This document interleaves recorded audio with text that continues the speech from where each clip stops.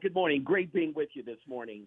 All right, I want everyone to hear 7 times the Frank Luntz rule. 8 questions about race.com, because if you don't say 8 questions about race.com 7 times, Bishop, then people won't remember 8 questions about race.com. So we got 2 more to do because I'm going to say 8 questions about race.com right there. So that's how I preach URLs. Tell us what it's all about. Well, in a nutshell, 8 questions about race.com. I'm sorry, I just couldn't help myself there.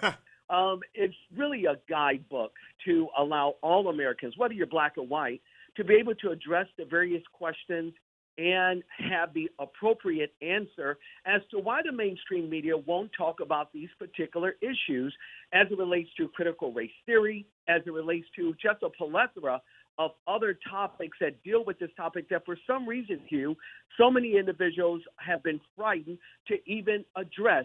We are taking the time, my friend, to address those issues, and this is going to make a huge difference. Already has, by the way, great reviews that are going on.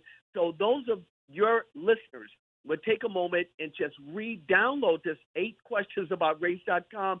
They will find out that this will be actually the tool that they need to be able to address some of the real issues that are going on here in America. Unfortunately, we're not hearing the mainstream media talk about it. If they go over to 8questionsabout.race.com, you'll give the 8 questions, which are all white people racist? Is the justice system unfair to black people? What has America done to address racial inequality? Why are many blacks still struggling? Who is Black Lives Matter? Why don't I hear any of this in the media? Is there a Christian response to BLM? Does it matter what color Jesus is? Those are all at 8questionsabout.race.com, not the number 8, but spell it out, 8questionsabout.race.com. I'm going to start with number 5, Bishop Shines. Who is Black Lives Matter? What do you write in 8questionsabout.race.com? We expose the hypocrisy of this Marxist organization that are in essence saying that our Constitution is invalid, our way of life in America is invalid, anything that is normative as relates to heterosexual relationships, all those things are invalid, and their only purpose is to drive a wedge between not just black and white, but all of us as Americans outside of the mainstream of the way that this country was founded on its Judeo-Christian ethos. We are exposing it for who they are. After all, the mainstream media won't touch this subject matter when they address it. Q, we are addressing this issue. They're Marxists, they hate us, and they're here to topple America. We better die fighting together than to allow this hideous group, by the way, that my grandfather died in World War II defending, and that's called America, for God's sake. Q, we can do better than this. This is why 8questionsabout.race.com is making a huge splash, because we are addressing those topics of BLM and other groups that are here at sowing seeds of divisiveness, trying to wreck our nation. We must unite and stand against them. Now, when you go out and about, you'll see a lot of signs, Pastor, Bishop. You know that. Black Lives Matter signs are everywhere. Those people aren't members of Black Lives Matter, the movement. I think I've told people again and again that the BLM Incorporated movement is very, very radical and very different from people who have signs in their windows. Do you make that distinction? Well, I do, but I also realize this. You have organizations like Nike and others. While they are supporting and using their foot soldiers like LeBron James and Colin Kaepernick to spread this type of alleged hatred here in America, what we're finding out is that a lot of individuals are somewhat empathetic towards this Marxist organization. Why? They don't have the information. They have no idea that these individuals have a plot, an objective, and that is to wreck and destroy America. They phrase the question as if though every life doesn't matter. Well, our group simply says every life matters. What difference does it make if you're black or you're white? We're an American here. And if we don't realize the intrinsic value of who we are, here we're going to lose this nation. We can't afford to do it simply because there's misinformation out there because of the mainstream media that will not shed the light and do their due diligence and expose this Marxist, hateful regime for what they are, and the foot soldiers, rather, that they use to make sure that that messaging is out here. We're debunking it as Americans, and we're simply saying we can do better as Americans. Now, you are part of clergyofcolor.com. That's separate from 8questionsaboutace.com, but I wanted to ask you about that because I read your bio. What is clergyofcolor.com?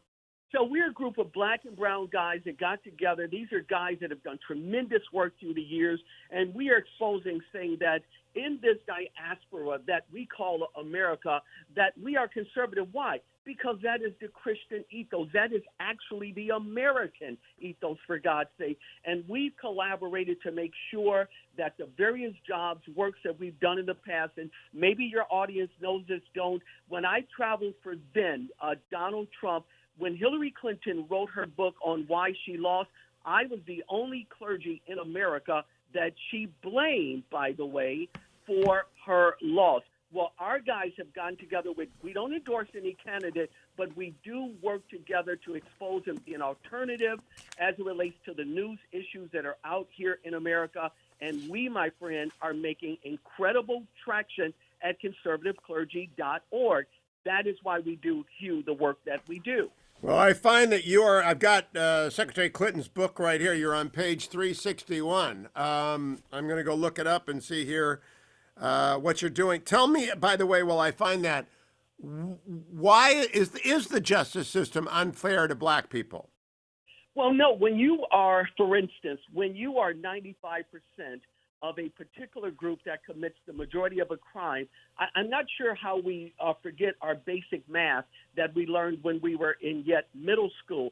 I did an op-ed in the Washington Times simply stating, because I had this question, Hugh, asked so many times, is there systemic racism? I said, well, yeah, but it came from the Democratic Party. It's the party that fought against the 13th, 14th, 15th Amendment. It's the party, by the way, that gave us Jim Crow laws, the KKK. And by the way, we're still seeing that type of divisiveness even in Joe Biden right now, because after all, if you sound like Bishop Aubrey Shines from conservative clergy, I'm really not who I say that I am. So again, it's still the same race-based initiative that the Democratic Party has always done. This is why we do the work, Hugh, that we do. And this is why, my friend, we're making traction, getting this news out as an organization, as an individual. This is why I support conservative movements around this nation. On page 361 of Secretary Clinton's memoir, she writes, for example, a prominent Trump supporter and evangelical Bishop Aubrey Shines produced an online video attacking me, Hillary Clinton, because Democrats, quote, gave this country slavery, the KKK, Jim Crow laws, close quote. This charge was hugely amplified by conservative media company Sinclair Broadcasting Group, which distributed it to all of its 173 local television stations across the country, along with other right-wing propaganda. Well, actually, there's no disputing that. That's true. Well, Hugh, did you notice what she didn't say? She didn't say what I said was a lie. She just brought up the fact that I said it, and I guess I'm supposed to be on some sort of a plantation that I can't speak my heart and speak my mind. The problem with that is black and white together, we spilled our blood in this land defending this great article called this Constitution. And when we fought together, we beat back the tyranny, what Hillary Clinton and Joe Biden and others actually stand for. This is why mainstream media like Don Lemon and Cuomo, they can't bring guys like myself or Larry Elder on their show because they have to, in the words of Frederica, when she worked there, they have to cherry pick those individuals that are going to fit their narrative. Well, we fit a narrative called the United States of America. And this is why, my friend, I wrote the book on 8 questions about race, because that issue was not being properly intellectually addressed in the landscape of our media. We are addressing it. This is why I really need your listeners, please download that book. Go out and get that book. Pass that book along.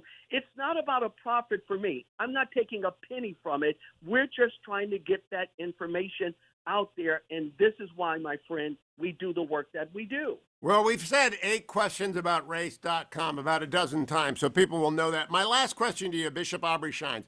President Trump got 8 to 9% of the black vote in 2016. What do you think he's going to do in 2020? I'm not good at pontificating, but I will tell you this. If what I'm looking at throughout the landscape of this country. And I talked to a plethora, again, of black, white, and Hispanic leaders.